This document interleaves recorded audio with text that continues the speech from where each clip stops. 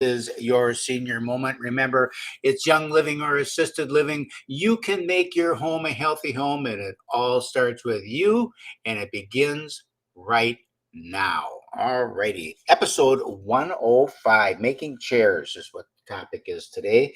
Episode 105, 3,400 push-ups, sit-ups, and deep knee bends so far program to date. 650 so far this month. 1,550 is the goal for the month, and of course that magic number 27,290. Link tree in the bio, kids. Go to the link tree in the bio. Free downloads, free home market evaluation. Got a special on market evaluations this month? They're free. Link tree in the bio. If you like your senior moment, share it online. I'd really appreciate it. All right, what are we talking about today? Well, a couple days ago, we started with our small business series, and today we are going to just review a little bit. The first day it was talking about trading time for money, and how that's an employee mentality. And then secondly, number two, we talked about why people start a small business. And number three, which is today, what happens after that business is begun, and what are the results that we see from our small business entrepreneurs. Well, first of all, we know that in the first couple of years, about 20% of them disappear. All right, so those 20% really are just, they wash out. They had a poor concept, poor marketing plan. They didn't know what the market really was. Uh, they couldn't sell the product. They didn't price it correctly. There wasn't enough margin to stay in business, so they're gone. A lot of them really wash out in like the first 6 months or so, and then in the 2 to 5 year range, about another 30% of them disappear. And that's where they had a little market. Maybe they were undercapitalized. It turned out to be more work than they thought it was going to be. Something else happened. So in the first 5 years, you got about half of all the small businesses that begin are gone. And then in 5 to 10 years, we lose about another 20%. Now it's a little bit different there in that 5 to 10 year range, because after 5 years, you probably built already an established business, but some things happen. A couple of things that could happen, of course, is that they sell a business because it's been successful and they sell the business. Or they find out that what they've really done is create themselves a job, and they don't necessarily like that job. And they're still trading time for money. It's just their own time for their own money, but they don't have the freedom that they thought they were going to have. And what's interesting is that 78% of all new job creation is small businesses. So it's an important topic that we really need to pay attention to, because most of our jobs are coming from these small businesses. Another thing that's interesting is less than 20% make it into the next generation. So we got half the businesses wash out. The other half that are left after 5 years, we get to 10 years, and 70% of those are gone. So you got really 30% of the businesses left, and of those that remain, only 20% make it to the next generation.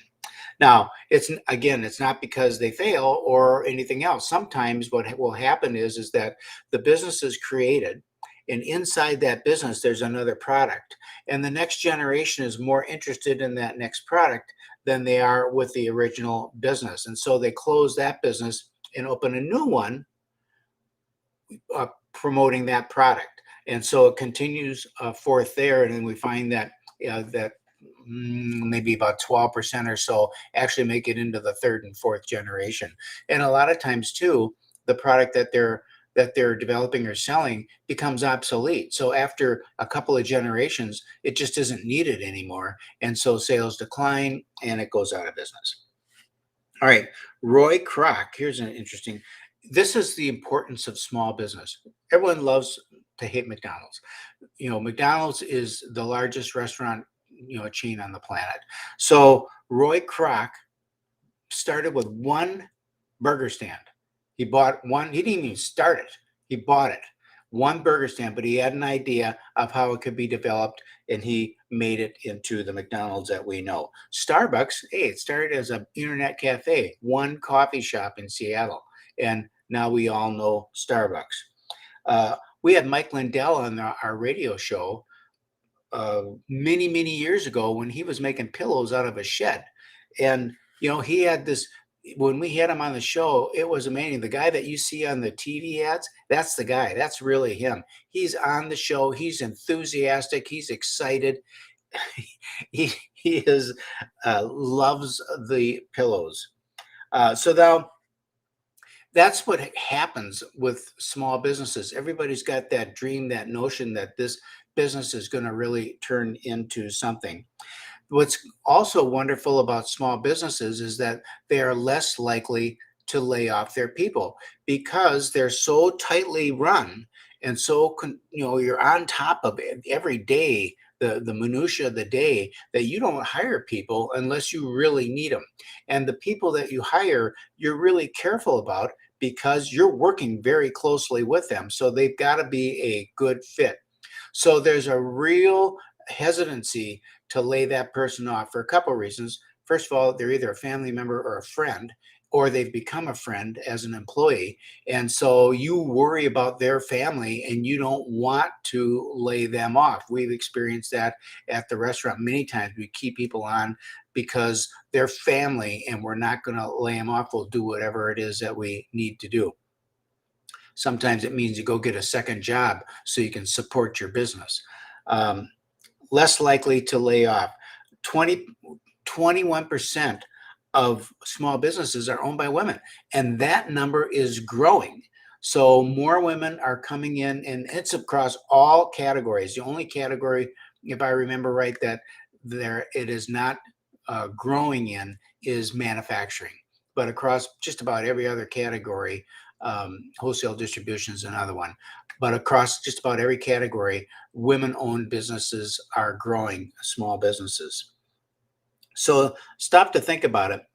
We have this upheaval right now where people don't want to work. We have a brave new economy, and we make jokes about people who don't want to work. But the truth of the matter is that they don't want to work because they've lost faith.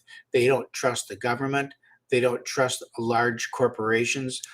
We don't trust large institutions. There's no trust. So just like politics is local, business is local as well. Support that small business down the street. The guy that owns the business. He's the one standing behind the counter. He's the one that's making the chairs in his little workshop, handcrafted, caring about every single piece. So work local. And this is how businesses develop. Somebody gets an idea that either a passion that they have. I love pickles, so I'm going to go into the pickle packing and packaging business. All right. So you grow pickles in your garden, and then pretty soon you're putting up 100, 200 jars of pickles. You go around to trade shows in the fall and the state fair, and you show your pickles and you sell your pickles. And before you know it, it's Sally's Pickles are on the grocery store because she loved pickles and was passionate about making good pickles. Uber in 2008, this is a story about Uber. In 2008, this is how small businesses start. Two guys at a conference. They were at a conference in Paris, and they couldn't get a cab. And they're a couple of tech guys, and hey, they were moneyed guys. They sold their businesses, startup companies out, so they were millionaires. But they're still guys, right?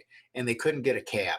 And the one guy said, geez, wouldn't it be something if we could have an app on our phone and just order up a cab, and individuals instead of the cab company would come and do it. And they go, oh yeah, that'd be great. Well, so he goes back to his job and running his company. He was a CEO of another tech company.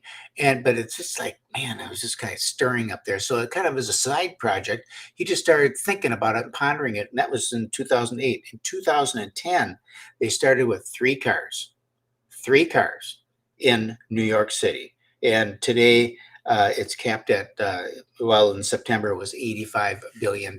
So, that's just how it works with a little idea. You never know what's going to happen. I love barbecue. I love barbecue. So, we're working in the restaurant hard. I love being in the restaurant. Family deal, love it. Well, so as part of that, of course, we have barbecue sauce.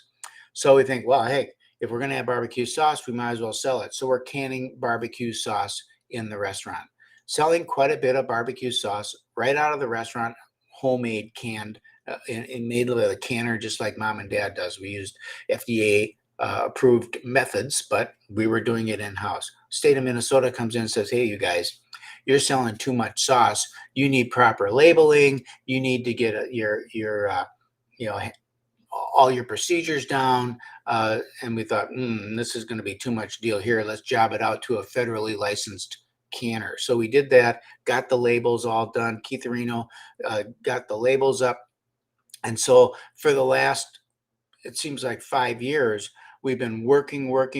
Elliot's been calling and meeting with grocery stores, developing relationships, and now we're in Kowalski's, we're in Hy-Vee. He's meeting with Lunds Byerly's, and that's how it happens. But it's never instant. It's a work of love, and it is a long and arduous work. So these overnight successes that you hear about, they're not overnight. There's usually 10 years or 15 years in the background that you don't hear about, and then all of a sudden the brand shows up online. So that's it for small business. I love a small business, and we'll probably talk about more of it over as time goes on. But we're out of time right now. It's 7:11, another 11 minutes babbled on.